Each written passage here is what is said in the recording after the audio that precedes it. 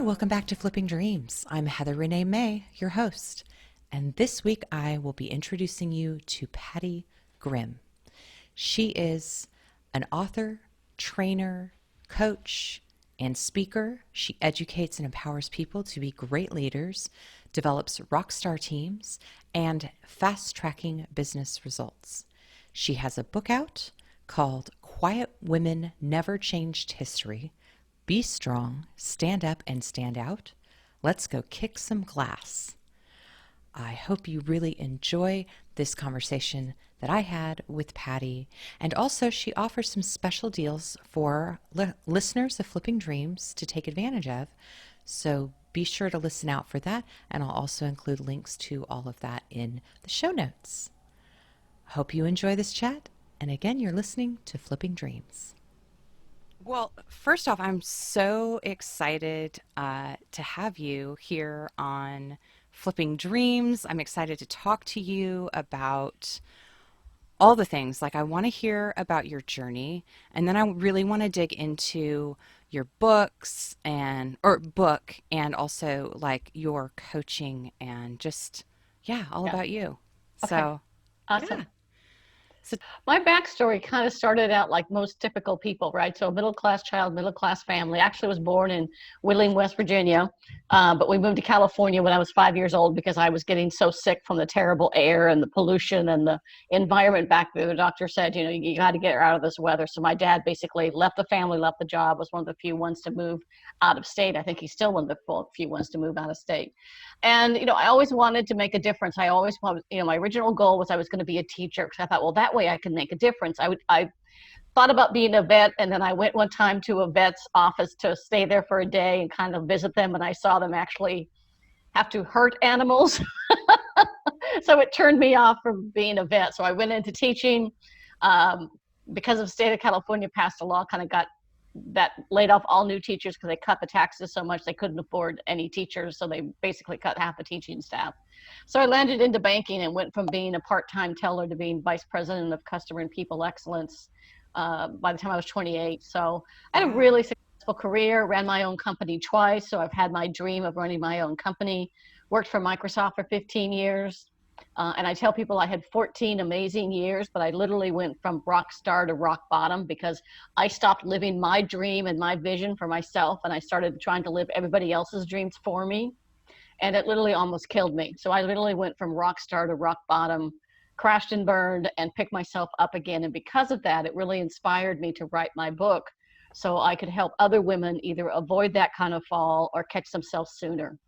yeah, So that's why I got so passionate about that. Oh, yeah, totally. And that's totally what Flipping Dreams is about. This idea of like these bathroom floor moments of like Oh yeah, realizing, bathroom. I was on, bathroom floor in tears.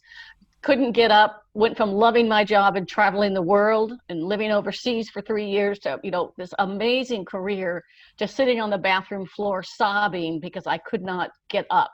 I yeah, could not get myself up again. I was tired of playing that perfect Pattie, passionate Pattie that was trying to be perfect for everyone except herself, mm-hmm. and giving up my dreams to live other people's dreams. And what pulled me out was realizing that's what happened to me, and I let it happen to me.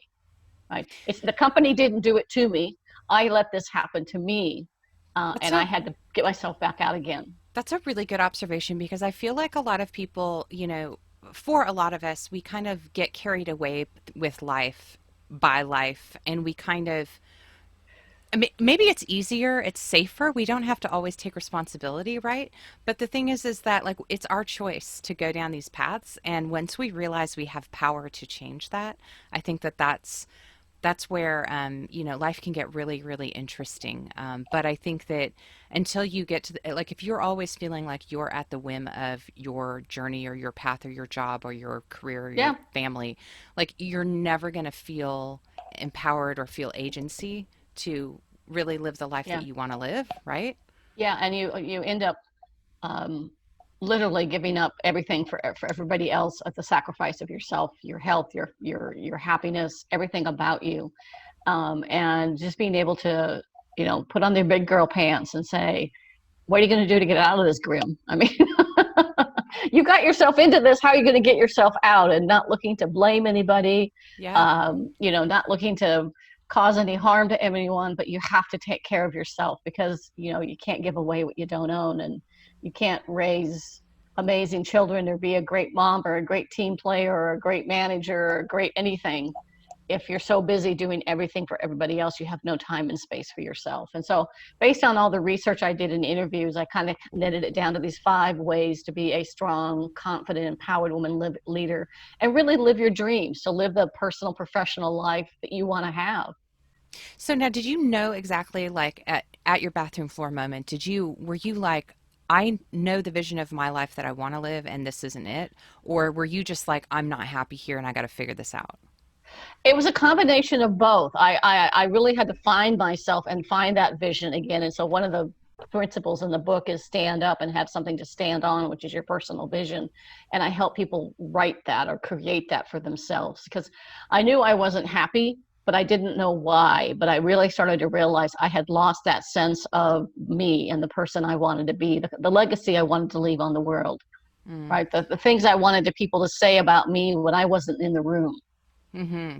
Absolutely. And I think that vision is so important, right? Because without having an idea in your mind, I mean, sometimes you don't even know what that vision, but it just having some sort of picture Yeah, and then yeah, starting to flesh it out, it yeah, gives you that hope and that sense of purpose or moving towards something, yeah. which I think if you're just trying to step into, like an already baked life, like you're never going to be happy jumping from one box to another. I Yeah. think, you know. And you're going to find yourself many times back in the same box Mhm. as much as you try and break out of it. Because I know for me, when I left the bank, my dad thought I was crazy because here I was, a female vice president of a big California bank with my entire secure banking career ahead of me. My father thought I was insane.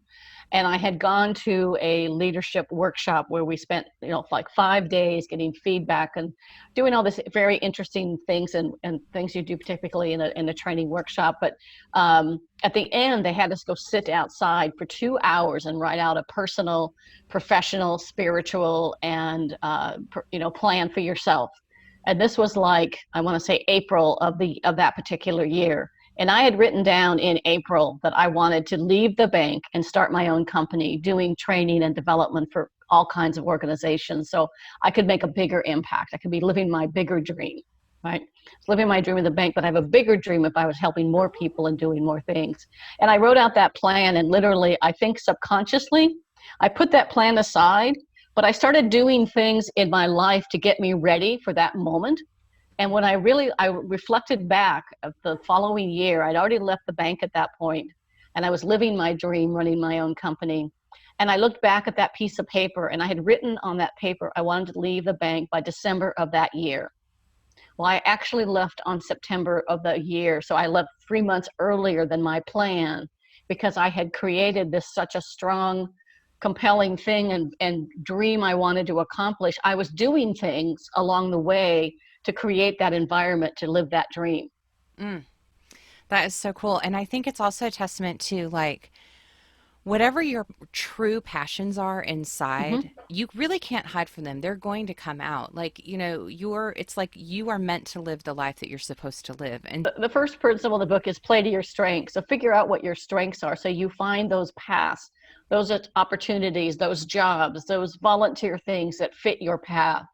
And one way to figure out your strengths is figure out what do you find yourself being drawn to? What do you really enjoy doing? What do you find yourself doing when nobody's watching? Right? Are you the person that always volunteers for a certain kind of activity at the office or at home or with family? And those are the kind of activities that are your strengths, the things that you're born with those preferences. You're born sometimes left-handed and right-handed. You're also born with some strengths that determine who you are. That goes back all the way to Plato, hmm to research that hmm Plato did that kind of made things like Myers-Briggs and DISC and all these personality Strengths instruments, finder, all of Space that. Finder, Yeah. all those things. So it's so that's the first principle book is be strong by finding your strengths so you can play to those strengths. And there's Uh, 5 of them. They're all Do you want to share all of them or do you want to keep? Absolutely. Okay, No, yeah, let's go absolutely. into the next one. Yeah, I love this. Okay. It's great. Okay. So the first one is play to your strengths. So figure out what your strengths are. And I just said that a minute ago. And really finding those things, because when you play to your strengths, and the whole book of Strength Finder that was done by Marcus Buckingham or the Gallup organization, actually that goes back to Plato, who said people were born with a set of preferences. Carl Jung came along and sort of fine-tuned that and said people are born with a set of preferences for how you think, how you act, how you talk. Are you direct or indirect? Are you more task focused or people focused? You're sort of born with that preference. And when you find jobs and opportunities that fit those preferences, you're more productive, you have higher job satisfaction, you have less stress. So the first principle is really find your strengths and play to those strengths, and then find jobs and career opportunities that fit those.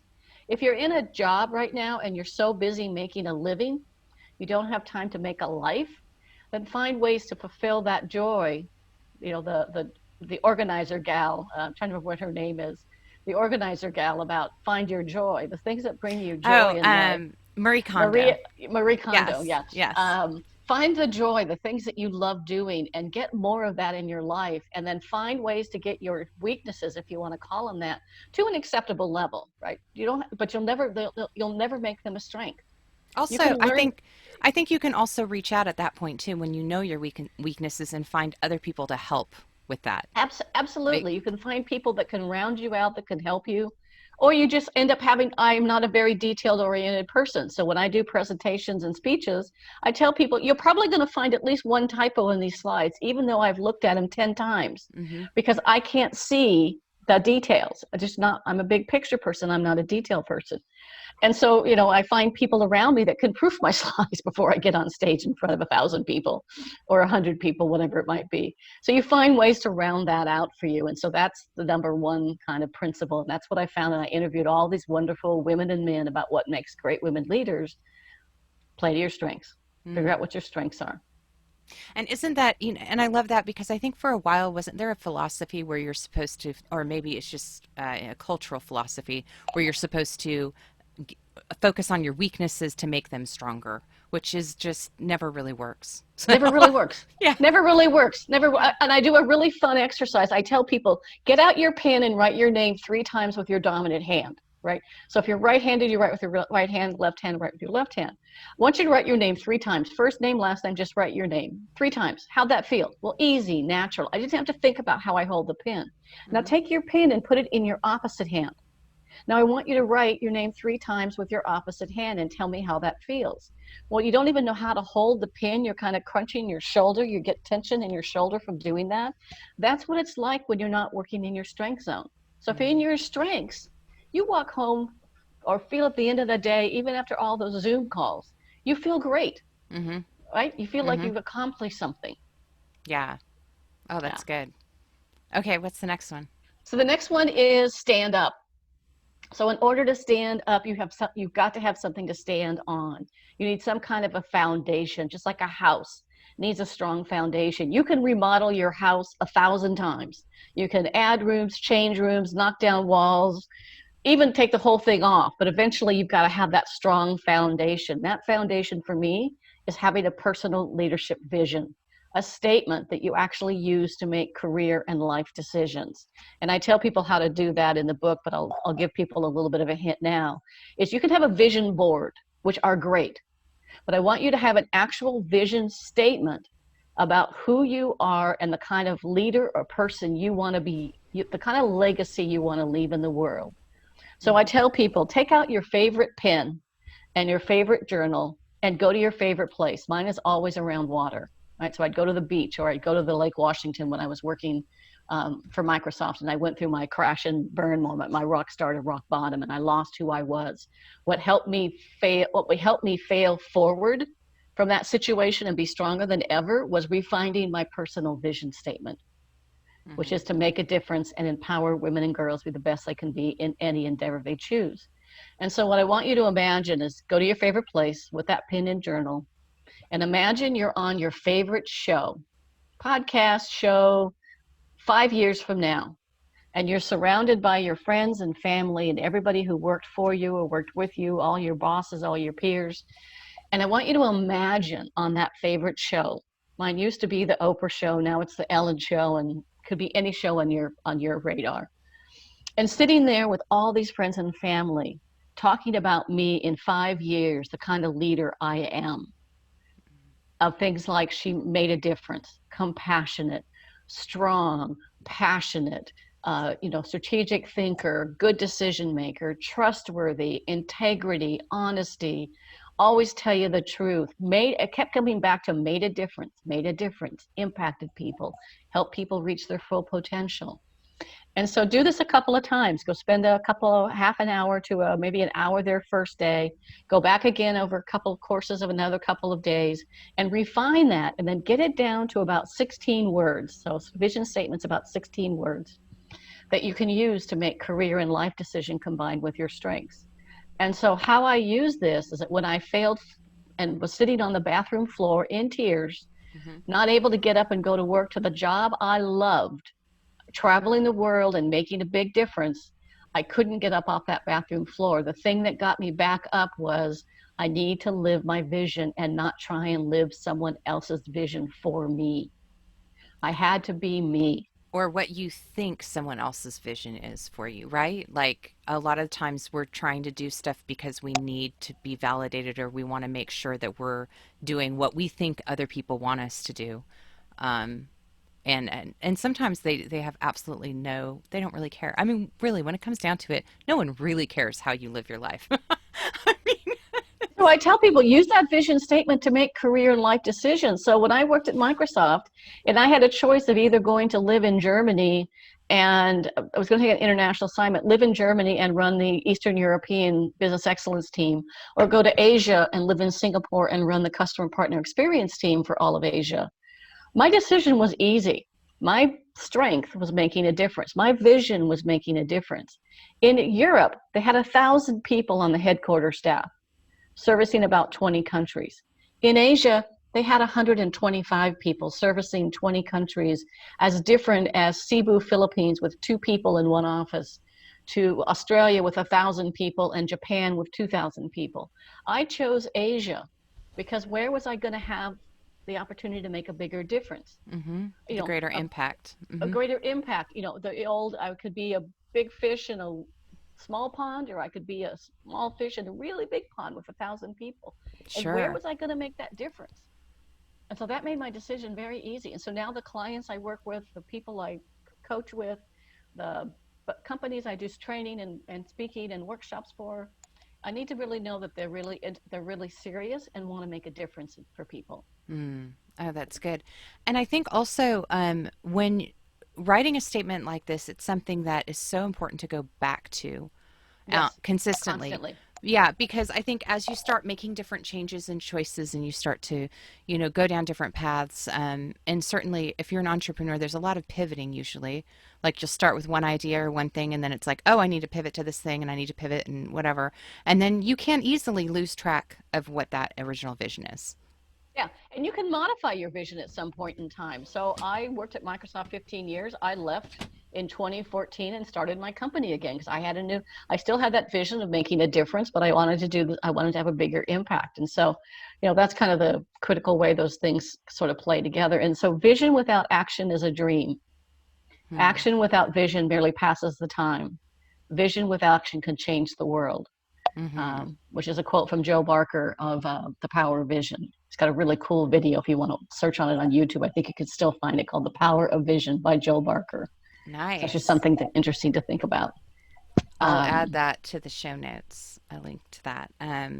Yeah, that's so cool. I Do you at all talk in your book, or just about how sometimes this takes time? Like you can take action and have a vision, but there's also an endurance factor. yeah, and it's especially true today, right? It takes time. Although it's interesting that a lot of people are finding amazing dream jobs that they're able to work remotely from, and they're able to find the things that really or as an entrepreneur, they're just able to pivot their business, right? I had to pivot all of my face-to-face coaching and training business into being 100% virtual or through Zoom or some different way. And so you need to pivot that and still stay true to that. But in some cases, there may be a point in your life where you go, well, maybe I want to modify this. Maybe I want to change it a little bit, but stay true to that person or that individual that you want to be. So what do you want people to say when you're not in the room? Yeah, yeah, for sure. I was I'm really passionate about trying to help people get unstuck, which is where this whole flipping dreams idea, it's a book proposal that ended up being turned into a course that's now a podcast. But See, it just you kind know, of you just pivot. evolved. Yeah, still working on the book, but whatever, we're doing this too. And I think the great thing is I'm having conversations with more people that are going through a lot of or having a lot of the same touch points. Yep. And I find that like this all started during the quarantine COVID-19 time. Um, and a lot of people were really discouraged and fearful, but I do think that if people were able to embrace like the opportunity, like there is opportunity in the obstacles. And for a lot of people, if they were able to kind of think a little bit more fluidly. I know a lot of friends that have made different businesses or made different, or even Oh, taken the, completely. yeah, or taken the moment just to be like, wow, okay, so I'm not working at my normal job, or I'm laid off, or I'm on furlough, or whatever. And honestly, I didn't like it anyway. So this is a great opportunity for me to like figure out what I want to do. It's like Yeah. so yeah. I mean, I got fired from a job, but I was working at a grocery store, and I was making really good money because it was a good job. I was making great money, but I got fired because I had a roommate, and we got into a fight, and her dad happened to be this big wig at the company, so I got fired. And as I think about it, it's the best thing that ever happened to me. I don't know if I'd be where I was today if I'd not been through that. I don't know where I'd be today if I hadn't had that moment when I went from rock star to rock bottom and back. I probably never would have written my book. Right. I Hmm. got that point when I was writing my book where I wrote for about 6 months and I stopped writing because I let that, oh my gosh, what if people don't like it? What if they hate it? What if they hate me? What gives me the right to write this book? And finally, I just said, F it, or the heck with it, Yes. and wrote Yes. it anyway. Right. I Good. figured Hmm. if it helps one woman get stronger, avoid the fall, or put some of these practices into work, then I feel like I've accomplished something. And doing these podcasts has been amazing in terms of just talking through this and helping women be strong and stand up and stand out, which number three is actually stand out, right? How do you stand out? How do you become more valuable? How do you become more vocal? And how do you become more visible, especially as women? And how do we let go of that need to be perfect and perfectionism that holds so many of us back? And also, how do we balance the being someone who stands out and speaks strongly and confidently and not be considered a threat in a room Yeah. full, And so there's a lot of nuance. There's a lot of things that we've learned to stay small, to stay silent culturally. And Hmm. so, like, the more we can, I love that idea of just, yeah, asking more questions, speaking loud, more speaking your truth, standing up. Yeah, it's not something that comes naturally. It's definitely not. And yeah. I just did a webinar the other day called Bold, Not Bossy, Confident, Not Cocky. How to be a strong, confident, assertive woman leader. And you do play to your strengths and your vision, but you become very valuable at what you do. So you become an expert. You become great at podcasting. You become great at speaking. You become great at your craft so that you can master that craft. But you've got to walk that balance of being assertive, of being able to assert your point of view while respecting the point of view of others, and not being aggressive where you're asserting your point of view and you don't care about the other person's needs or interests. And so there's a real difference between being assertive and being aggressive. And it really, if you look up the word aggressive in the dictionary, it's all very military, violent, win, lose, I win, you lose. When you look at being assertive, you're really trying to get to that more of a win-win where you say, you get what you need, I get what I need or my team needs, and we're able to move forward a little bit differently. Yeah, and sadly, I think that aggressive has been traditionally a male trait in business. That and also just kind of in life that men are supposed to be, stronger and more aggressive to be more whatever manly and and I think sadly, like for a long time, women who were in positions in these companies assumed those same traits, thinking that that's what they needed to do to be to be heard, to be taken seriously. And it's really wonderful that we're starting to change that. We're starting to see, and for both men and women, that we're no longer allowing the men to just be aggressive and, win or lose. And we're kind of like, why are you doing that? No, that's not being a leader. That's being a boss and a bully. Like we can do better. So, I literally tell people that when you look at some of these behaviors, it is adult bullying. It literally is the worst case of adult bullying. mhm, And the worst thing you can do as a woman is trying to turn into a man and be like that, because you lose all the things that make you so amazing. One of the women I interviewed for my book, and I talk about her all the time, Colonel Deb Lewis. She was one of the first women who graduated from West Point.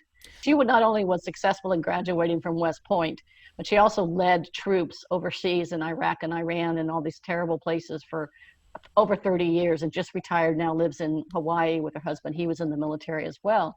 And she said something that was so insightful in the book. It said that women see around the corners. And that's something I never want women to lose, whether you call it women's instinct or something. But what you'll see happen in a meeting is a man will stand up in a meeting with his agenda, and he goes through the whole meeting and thinks everything's going great. He gets to the end of the meeting and say, man, that was a great meeting. But he didn't notice that half the team was completely disengaged, that half the team was in complete disagreement. He thinks he's reached a consensus decision, but he hasn't. He's made the decision for them. Where the woman will notice that someone's disengaged or something's going on that doesn't feel right, and she'll say, I'm sensing that we're not all on the same page. Or I mhm, have a feeling that you want to say something, or you've got something on your mind, or I'd like to hear from everybody before we make this decision. And a much more productive meeting, and things get done. And the thing is, people buy into it because she's taken the time to see around the corner. So take that unique thing that makes you a strong, passionate, empowering, embracing female leader. When you look at the countries that are handling COVID the best, they're mhm, all run by women. mhm. It's true. And you can't tell me women can't manage well in a crisis. The woman from New Zealand is incredible. I mean, she's managed to they had a massive earthquake that demolished the Capitol, succeeded through that, had a massive gun shooting where she immediately banned assault weapons. She passed a law guaranteeing everyone, regardless of your gender, race, or background, access to equal pay, which we still not there. There's still 13 states in the US that have not ratified the Equal Rights Amendment, which is a crime. I mean, that's supposed to guarantee women the right to vote from the 1970s. There's still 13 states that have not passed it, and some are fighting it. And she's gone through all of that while she was pregnant and had a baby. And she was recently, somebody criticized her for being too empathetic. And she said, if being empathetic makes me a great leader, I'm not changing. Good for her. Ah, Yeah. yeah, there's a role model right there for sure. Wow. Um, okay, so let's see. Yeah, let's go to Number four. four. Number four is all about put yourself number one on your things to do list. Take care of yourself because you can't give away what you don't own. So if you don't take care of yourself, eat, pray, love, read, bake, walk, run, hug your dog, hug your children, hug your significant other. Take time for yourself because you have to rejuvenate yourself. So don't sit on your computer all day on Zoom meetings. Get up and take a walk around the house. If you can get outside, go outside for 5 minutes because it will re-energize you. Get Headspace. I think it's a free app you can get for 5 to 7 minute meditations. I don't meditate well. I have too much monkey brain going on. My Hamsters. brain's hamsters in my Yeah, head. I've got monkeys jumping around, or yeah, Jack Russell Terriers like your dog. Bing, bing, too many yeah. things happening in my brain. But I can't calm down for a few minutes or take a walk or work out or do something to take care of myself. But take care of yourself and give up the idea of being perfect. The imposter syndrome is so strong among a lot of women who always are sitting there second guessing themselves. Did I deserve this promotion? Did I deserve this job? Am I good enough? Yes, you are. Get rid of that. You've earned it. You've Hmm. earned it. And get rid of the perfectionism and just strive for excellence in the things you love to do that bring you joy. Mm. It kind of comes back again. Oh, for sure. And it's but it's not the easiest thing to do. I know for myself, I have a lot, I'm juggling a lot of different things with working full time and doing this podcast on the side because it's my passion project. Seemed like a good idea at the time. Yeah. But it is exhausting and it takes a lot of time and energy. And, the thing is trying to remind myself that, you know, it's okay that it's okay to say no sometimes. And it's okay. I've got to find those spaces in my calendar, make the space for me to just have me time. I don't have to always be doing something to be worthwhile. Like I Right, can right. just rest. You Resting is can just good. resting is good. It's actually good for you. If you work too hard and too long, it's actually makes you less productive and you're working against yourself. So the harder you work, the more burden, the more stress you get, and the harder you work to get. So literally take a physical, some kind of a break, do something, go binge watch something silly on TV that is your, what do they call them, guilty pleasures. Yes, I have one of Yeah. those. Yeah, so we just take time to do things that bring you joy, but also just give up the idea of perfectionist, because when you look up the definition of perfectionist, you can understand why this is so damaging for women, because we suffer much more than men. Typically a woman does a great presentation or does a great job on something and somebody comes up and says that was fantastic. The woman either says, well, I could have done better, and now you've taken the compliment away from somebody, or they start to self-criticize themselves. And so when perfectionism is a personality characteristic that is characterized by extremely high standards of performance combined with being overly self-critical and caring too much about what other people think.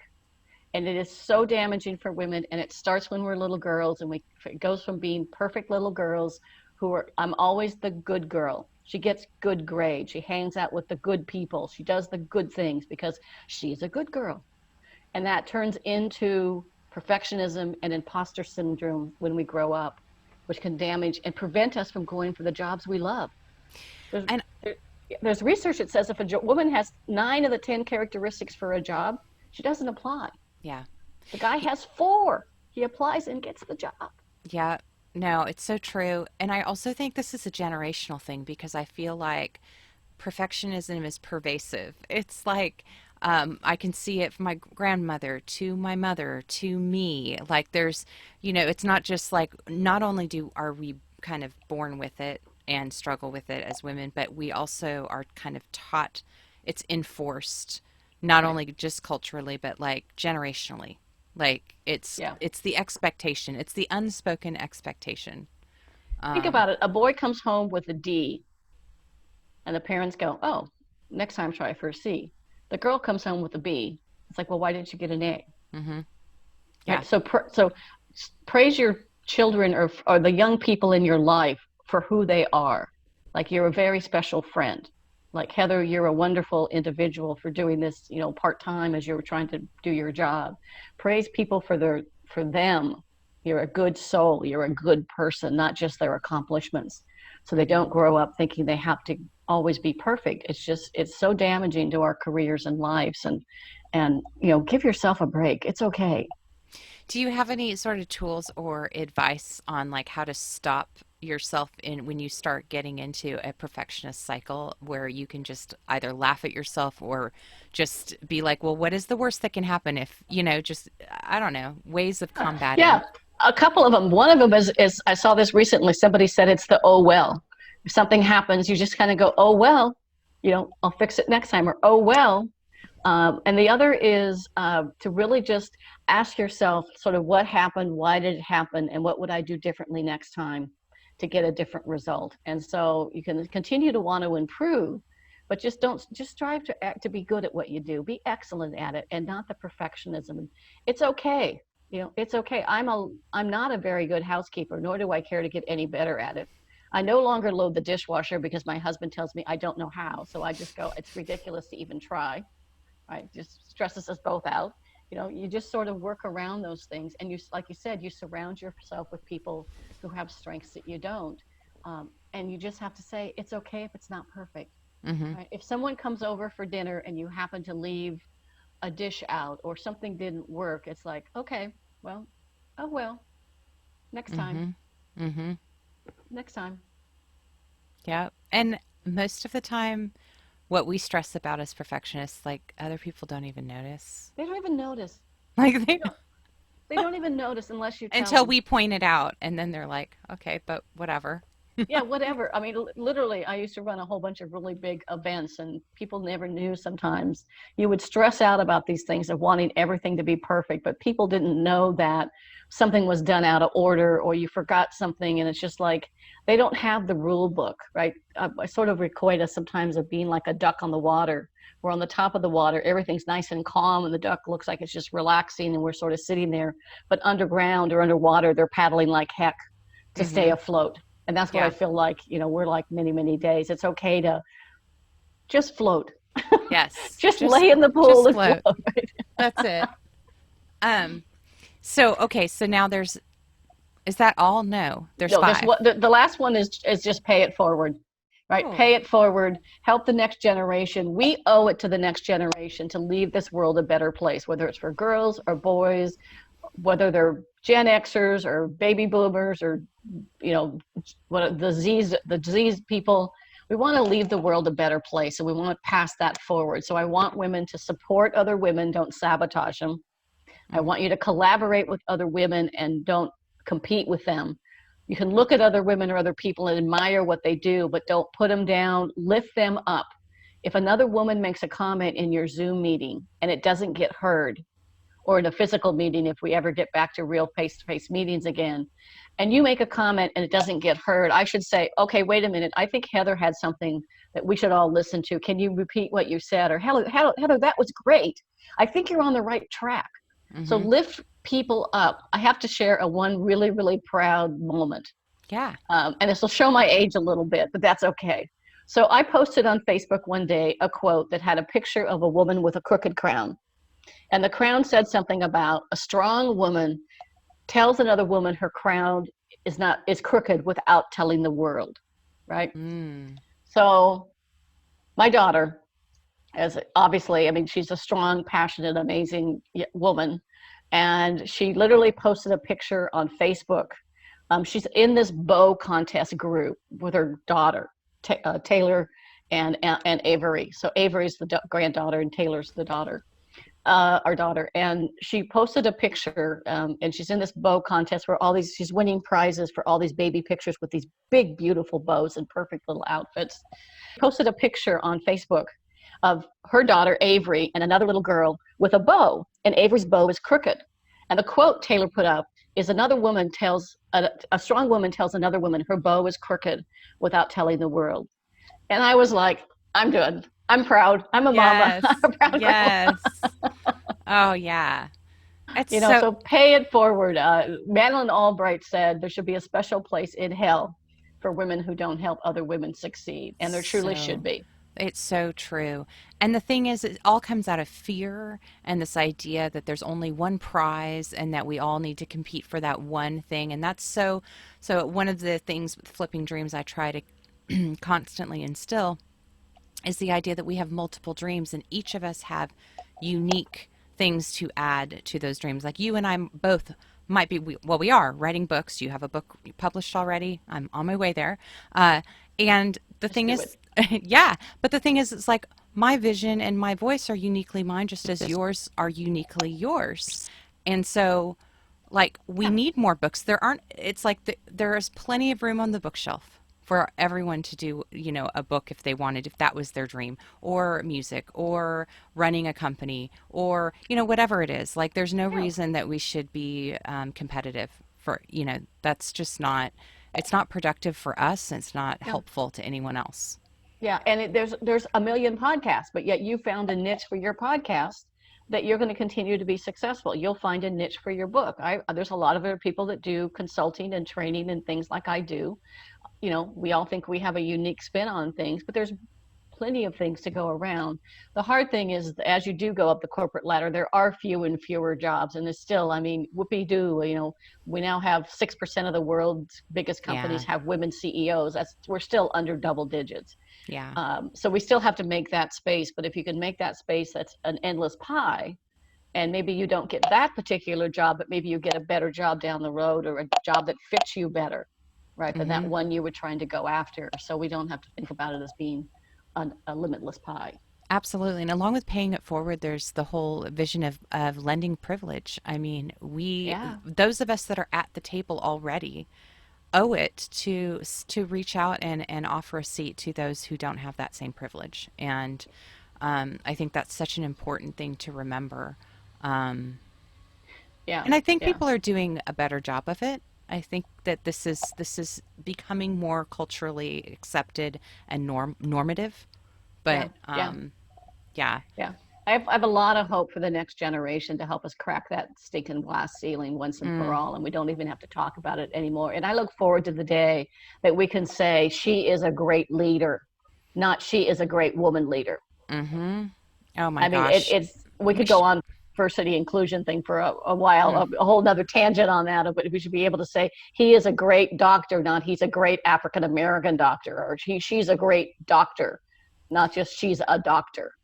It yeah, it saddens me so much that we still have these divisions and the disparity. It's like Yep. why we shouldn't. There's no reason for it at Yep. all. Your book is titled "Quiet Women Never Changed History." Yep. Be strong, stand up, stand out. There's a subtitle of Let's Go Kick Some Glass. And I love that. I know, I know. And we still need to click the glass ceiling because our pay's gone up 1% in the last decade. And it says it'll Yeah. be till the year 2277 before we achieve pay equality at this pay. So, we all need to work together to crack that glass ceiling. We are making progress, but we've got a long, long ways to go. And hopefully, with some more women leaders in government, more women leaders in business, that we're all reaching down to that next generation and helping lift them up. Yeah, and the thing is that we shouldn't be seen as a threat to men. It's not, it should never be a competitive thing because honestly, when men help women come to the same level and in pay and all of those things, we're actually making a better world. Like Yes. we need both. We need both. Yeah. It's not a Yeah. matter of us being better than someone else or vice versa. It's like we're supposed to equality is equality.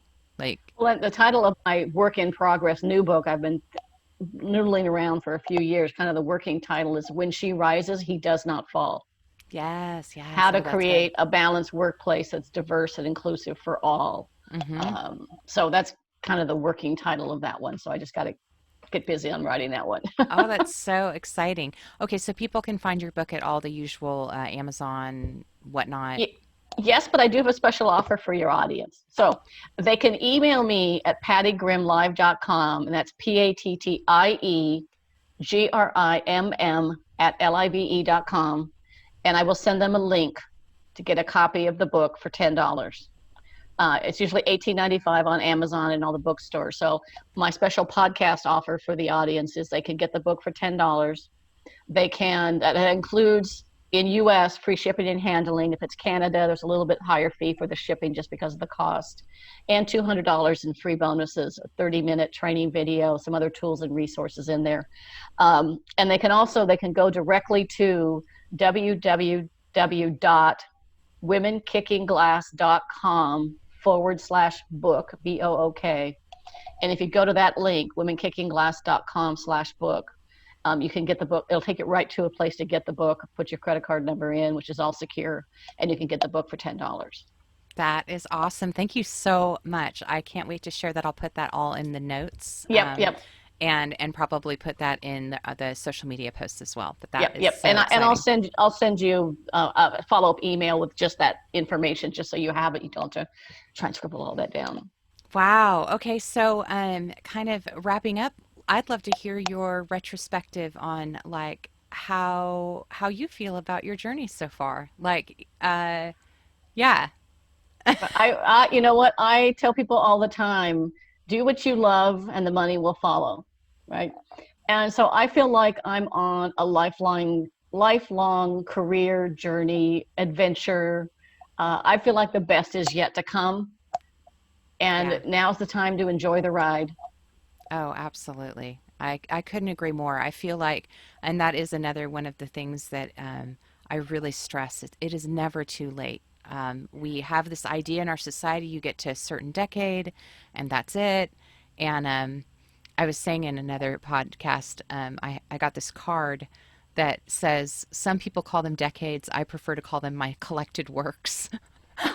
And it's a woman sitting on like books, like, Yeah, you yeah. know? There was an old thing called passages, right? It's a passage in your life, and I feel like I'm on my next passage, and Yes. I'm just so excited for what's still to come. I want women to be brave, be bold, be brilliant. You Hmm. know, be the best you, because everyone else is taken. Oh yeah. And I feel like we have such an opportunity right now, right? Like Oh, we have so many tools, and so much, yeah, just so many resources and tools and people to talk to help encourage us and like yeah, to be connected. I yeah. think, yeah. So it's really exciting. I can't wait to read your book myself. Yeah, so people can reach out to me for the book, or for if you want some coach. I've got some coaching practices. I do workshops and webinars and virtual events for companies. I do a lot of it for nonprofits, but also for women's associations. So a series of workshops about how to be a strong, empowered woman leader, how to really lead with success, and how to be true and your authentic self. That is awesome, Patty. Yeah. So before we go, did you happen to prepare a quote, or do you have a favorite quote you'd like to share? You've shared a couple Yeah, so far, but yeah.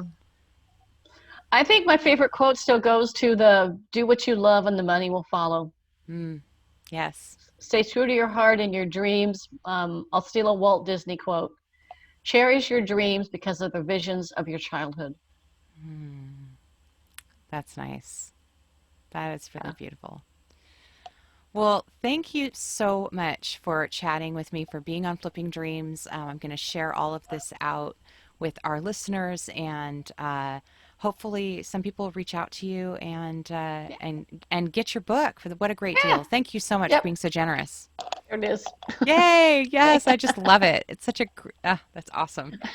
Big Great giant red cover. high heel. Yeah. Yes, I love it. That's awesome. All right. Well, thank And you go so write your book. much. I Go write am. your I'm book. okay. I'm on it. Thank you for listening to this episode of Flipping Dreams with Pattie Grimm. I hope that you enjoyed it. And as Patty mentioned, she's offering a special link for you to take advantage and get her book for the low price of $10. And that also includes over $200 in bonus training resources. So check out that link. It is in the show notes. You can also email Patty at pattiegrimm@live.com. And you can also get your copy of the book through the link at womenkickinglass.com/book. Thanks again for listening. Look forward to chatting with you next week here on Flipping Dreams. And don't forget, it's never too late to transform your past and empower your future.